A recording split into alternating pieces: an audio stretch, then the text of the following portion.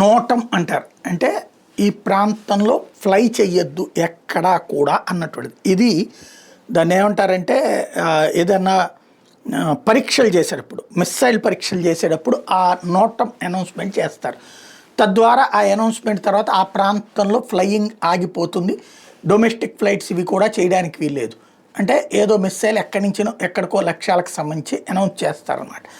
ఇప్పుడు అట్లాంటిది 1 కాదు 2 కాదు 4795 కిలోమీటర్లు ఒరిస్సా నుంచి బిగిన్ చేసి ఇండియన్ ఓషన్లో 4795 కిలోమీటర్ల నోటం ప్రకటించారు.